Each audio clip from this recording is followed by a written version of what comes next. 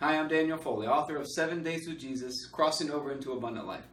In this video, I want to talk to you about unity, and specifically this time of year that we're in as we kind of move through the spring, moving up towards Pentecost at the start of the summer.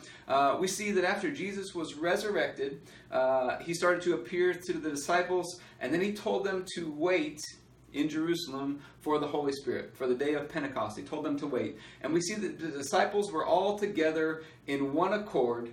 Everybody was united together.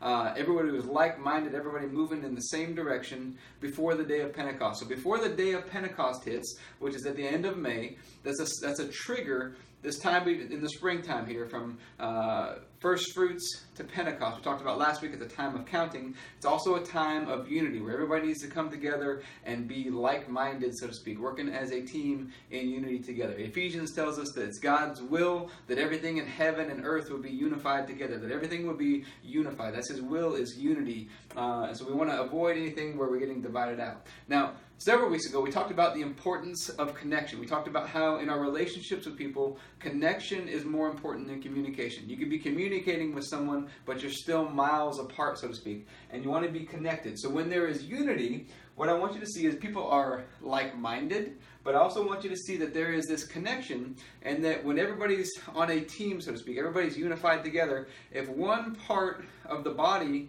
has a need or is lacking in something, has a problem, the other parts of the body have to actually compensate. So for my bicep to move this way, my tricep has to coordinate and be unified so the movement works together. And so what I want you to see is that part of having unity is that you kind of you're like-minded with other people, and you step into their shoes with them, and you know what's going on with them. Part of us creating more connection with people is the ability to put ourselves into their shoes and to see what's coming and to anticipate their needs almost before they have them. So an example here from my own marriage, there was a day when I knew my wife, Trisha, was going to be home late at night. I usually pack her lunch for the day. Well, I knew she was going to be home later than usual. So without her saying anything, I packed her extra food because I knew that she was going to need it. Now, that little gesture showed that I was like-minded. I knew what she was going to be going through in that given day, and it created more connection between us than it would have if we just talked about her having to work later.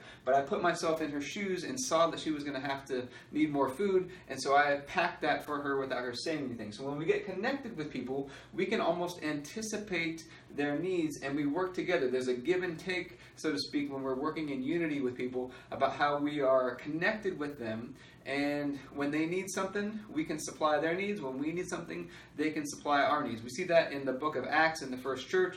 Everybody took care of each other. Okay, and so there's this principle of unity about everybody taking care of each other. It requires us to get out of our own heads and become like-minded with other people and to step into their shoes. And that's a big part of what we're called to do during this season of the year.